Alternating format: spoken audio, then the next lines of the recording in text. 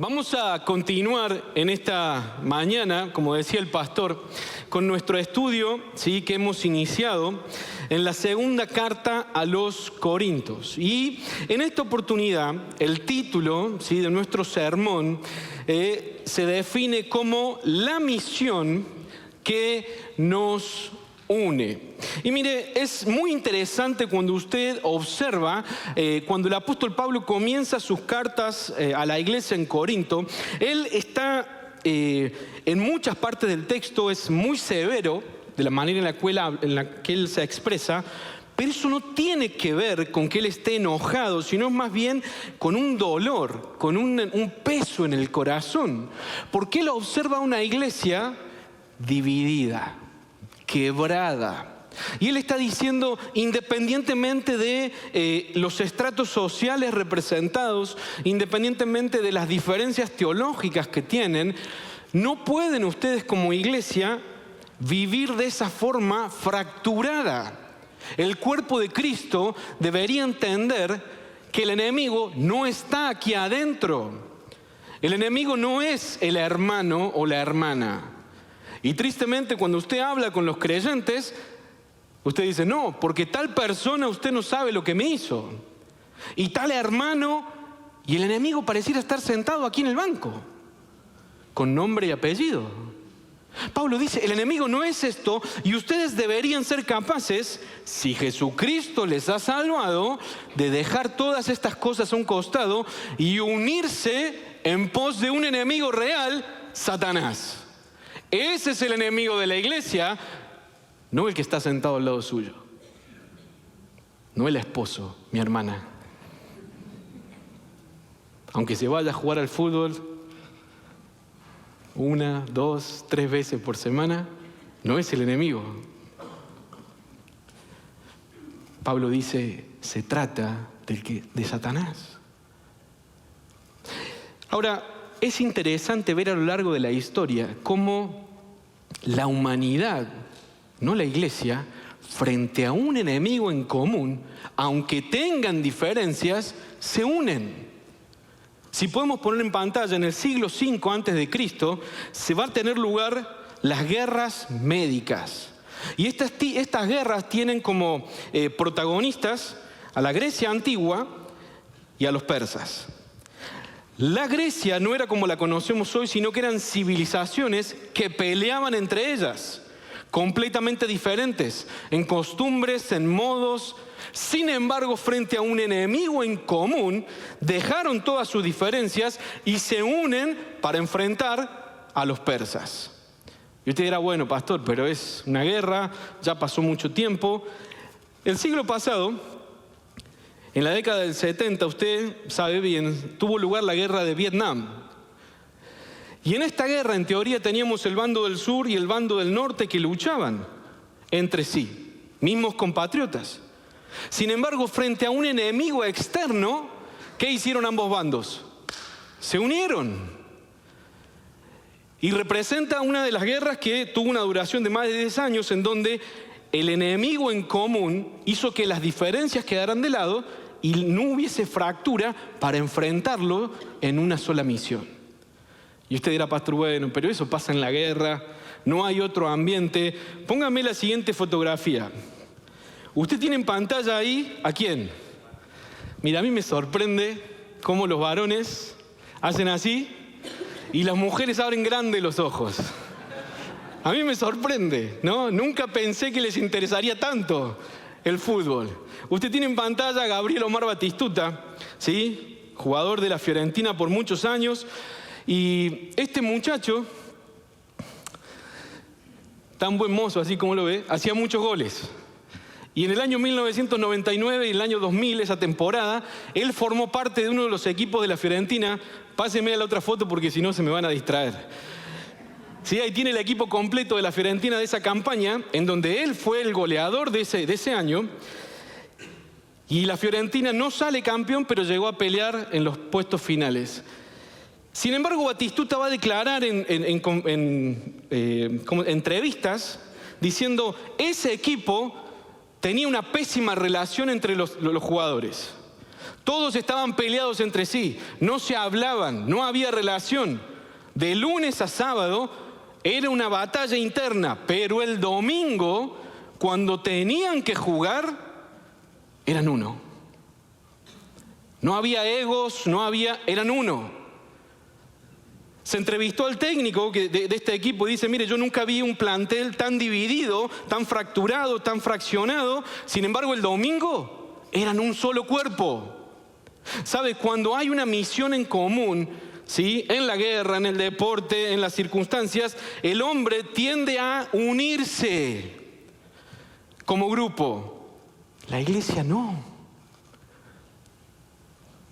A pesar que tenemos una misión que debería unirnos, que es predicar el Evangelio de Jesucristo, nos fracturamos.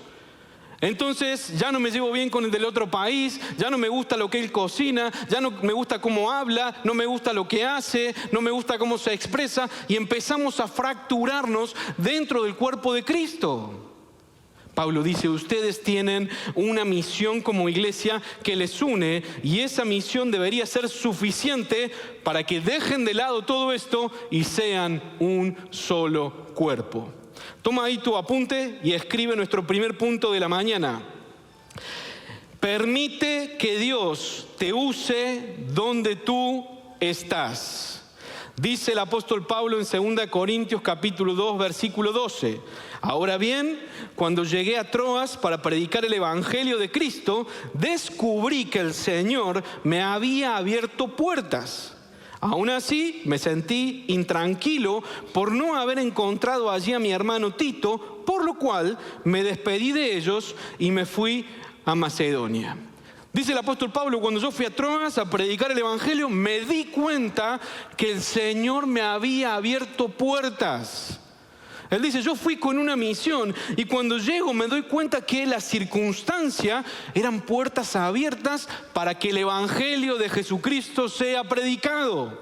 ¿Sabe? El trabajo que usted tiene no es el castigo de todos los días a donde usted tiene que ir a purgar sus faltas.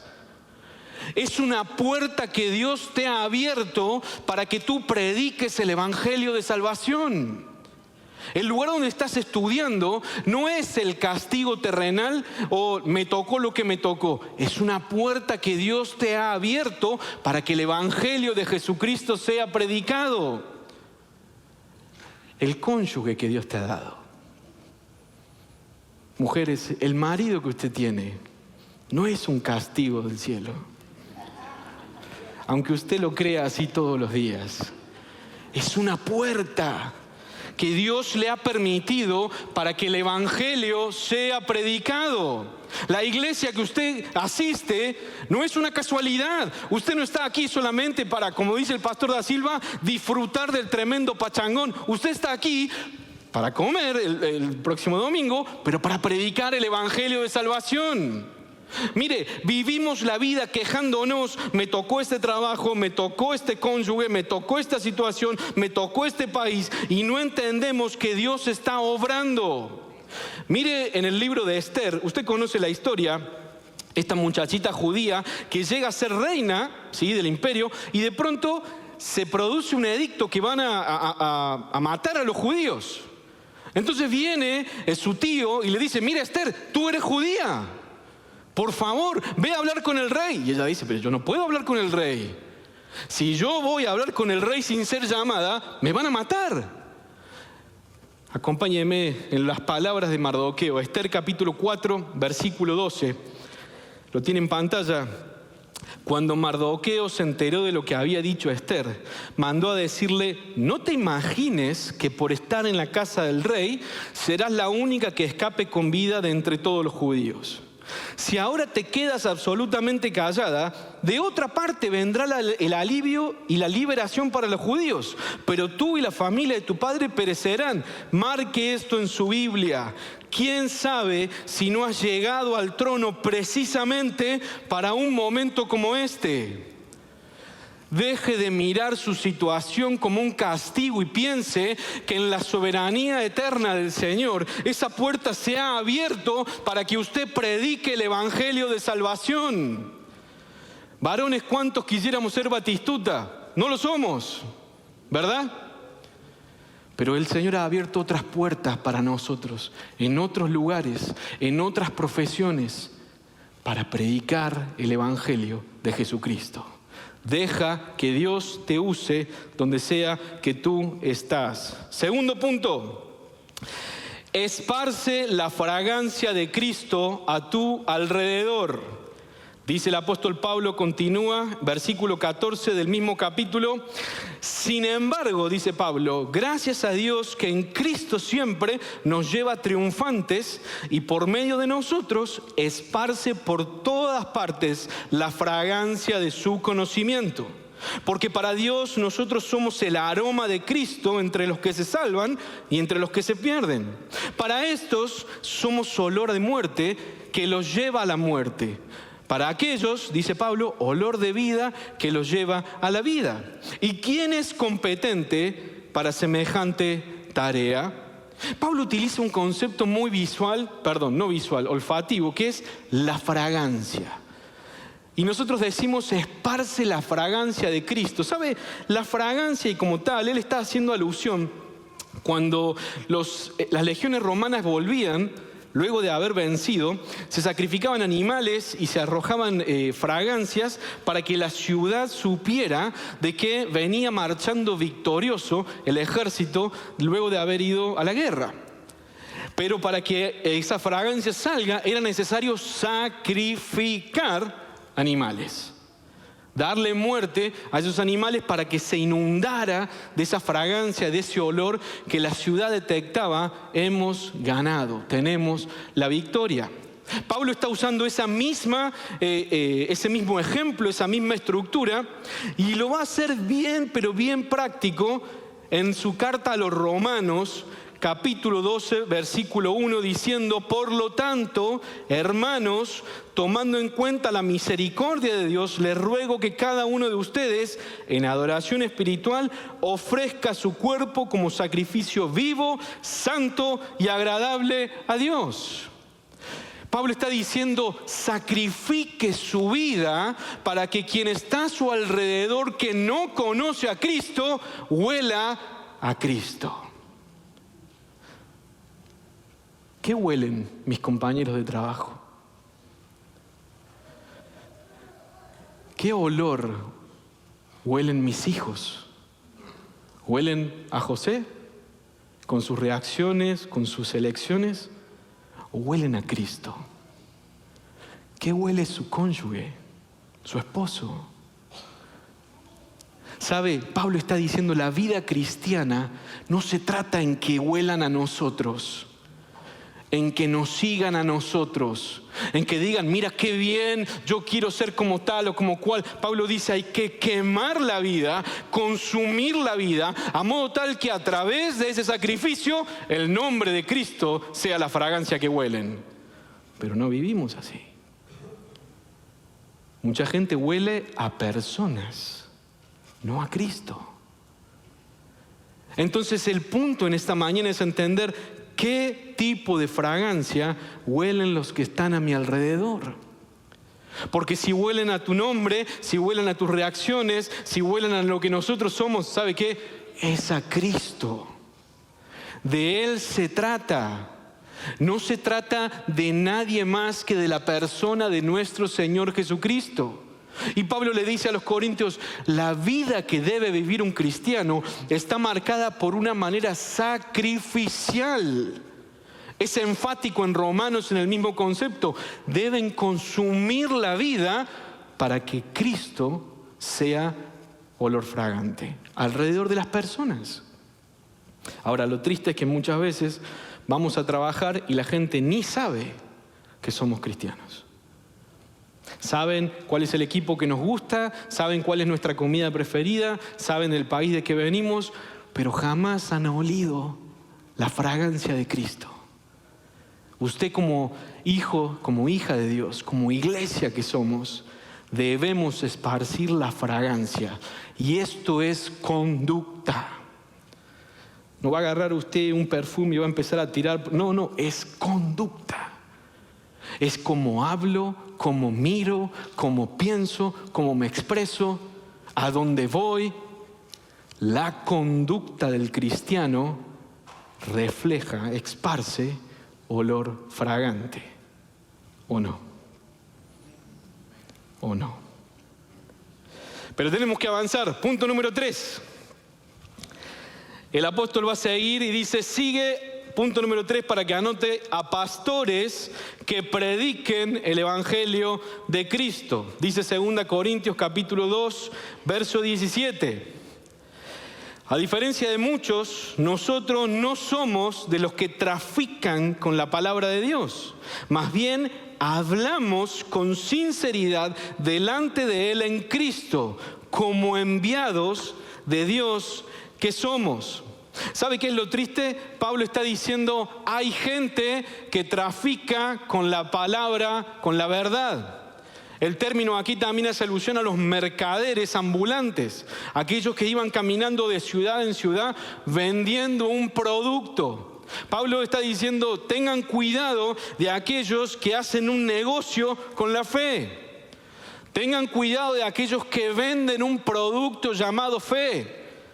Tengan mucho cuidado cuando alguien venga y les hable una teología que no gire en la centralidad de la persona del Señor Jesucristo. ¿Cuántas veces escuchamos hoy a pastores diciendo, si usted ofrenda, el Señor le va a bendecir? Si usted pone más dinero, Dios le va a dar un carro nuevo. Si usted pone más dinero, eso es sinónimo que usted cree y usted recibirá bendición. Eso no es verdad. No ofrendamos para que comprar una casa nueva, no ofrendo para que el Señor bendiga mi vida, no ofrendo para que Él sane, Él hará lo que Él quiera hacer. Ofrendamos como respuesta de adoración a un Dios que nos ha rescatado de la muerte y nos ha dado vida eterna.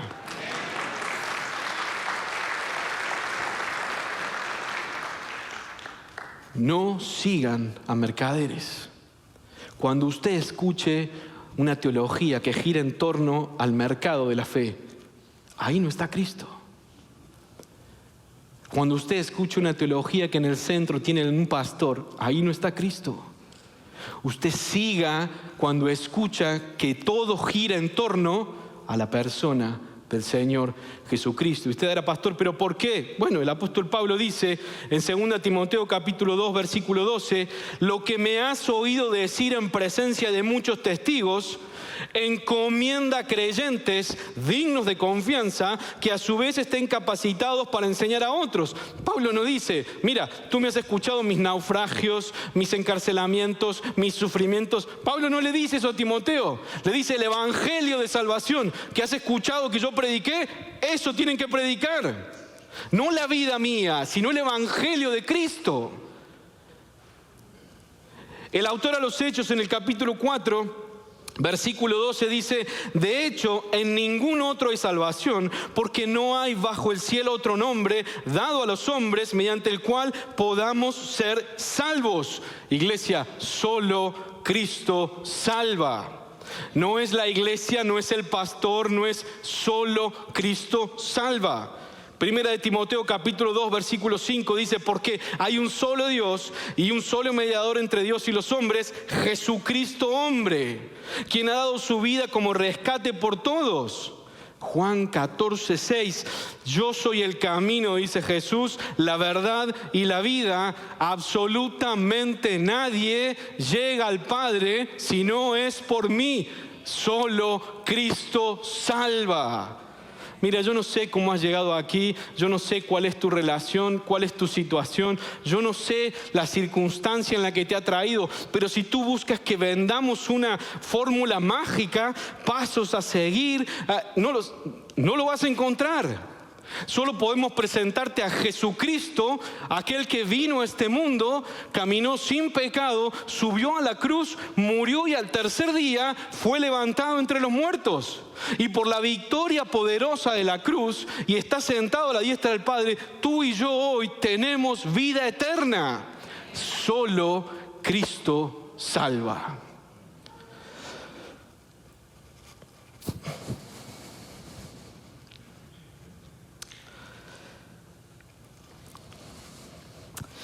Ahora ya para terminar, toma tu apunte en el cuarto concepto. Vive en la victoria de Jesús. Y volvemos al capítulo 14, dice el apóstol Pablo, al versículo 14, perdón. Dice el apóstol Pablo: sin embargo, gracias a Dios que en Cristo siempre nos lleva triunfantes. ¿Sabes? Leemos el pasaje y nos imaginamos ese general romano que va entrando con sus legiones y nosotros, ¿no? Él va entrando y nosotros ahí marchando junto a él, siendo parte de la victoria de la cruz. Mira, Pablo no está dando ese ejemplo. Cuando él dice específicamente, gracias a Dios que en Cristo, no dice marchamos triunfantes, caminamos, ¿cómo dice? Siempre nos lleva. Preste atención al verbo ahí. Nos lleva a Él. Él nos traslada triunfantes. ¿Sabe qué es lo que está pensando Pablo? ¿Qué es la estructura que él está utilizando? Cuando había victoria y el ejército marchaba, entraban los generales, entraban las legiones, entraba la infantería, entraban los animales que iban a ser sacrificados, y allá al último, ¿sabe quién venía? Los cautivos. Usted y yo entramos triunfantes como cautivos del Rey que ha vencido. Ni siquiera caminamos, Él nos lleva. Ni siquiera tenemos la fuerza ni la capacidad para desplazarnos. Él nos lleva en su victoria.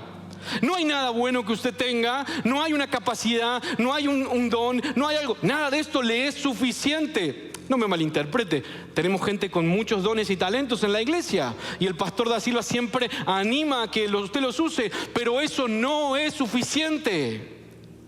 Por eso dice el apóstol Pablo, es Cristo el que nos traslada, Él nos lleva en victoria.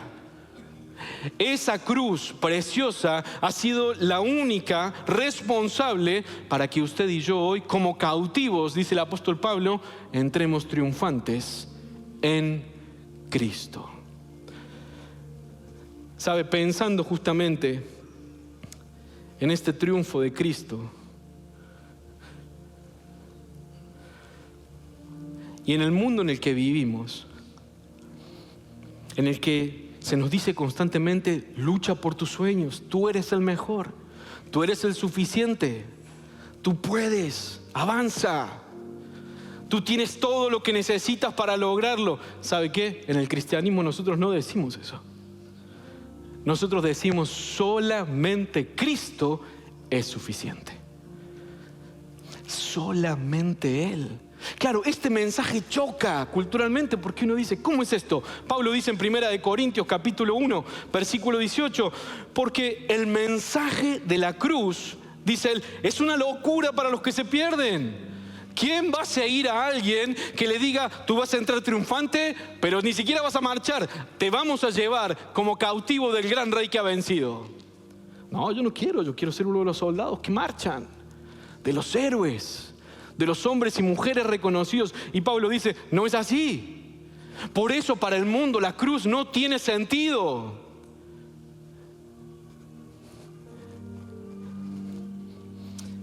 Pero dice después de la coma, si tenemos el texto de nuevo, 1 Corintios 1:18. Pero para los que se salvan, es decir, para nosotros, este mensaje es el poder de Dios.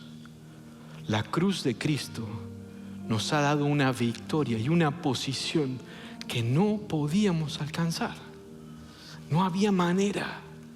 Ha sido solamente el sacrificio precioso de Jesucristo por el cual usted, como el apóstol, como yo, podemos decir, nos lleva en su triunfo.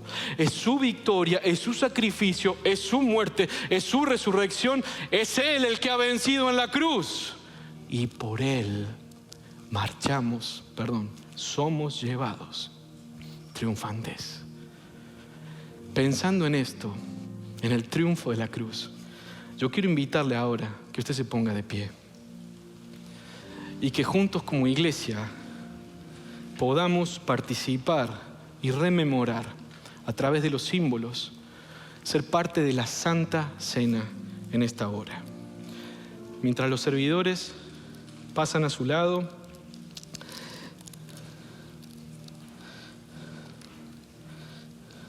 yo quiero pedirle enfáticamente que su mente, su corazón, solamente esté ahora en la cruz. Y si usted nos visita en esta hora, queremos decirle que si usted es un hijo de Dios, si el Señor le ha salvado, si usted ha sido bautizado por inmersión completa, y si usted es miembro de una iglesia y hoy nos visita, le invitamos a que participe con nosotros, a que como un cuerpo disfrutemos de este maravilloso momento simbólico tan real para cada uno de nosotros. Dice el apóstol Pablo en 1 Corintios capítulo 11, verso 23, porque yo recibí del Señor lo mismo que les transmití a ustedes, que el Señor Jesús, la noche en que fue traicionado, tomó pan y después de dar gracias lo partió y dijo: este pan es mi cuerpo que por ustedes yo entrego. Hagan esto en memoria de mí. Obedezcamos el mandato del Señor.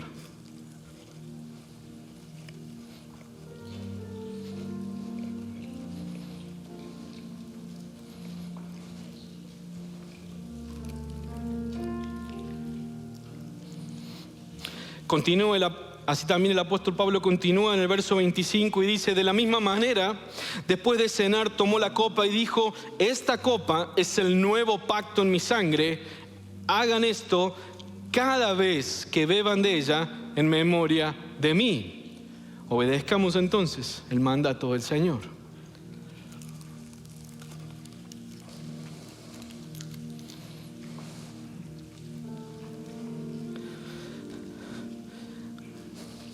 Y va a culminar el apóstol Pablo diciendo en el verso 26: porque cada vez que comen este pan y que beben de esta copa, ustedes como iglesia proclaman la muerte del Señor hasta que Él venga.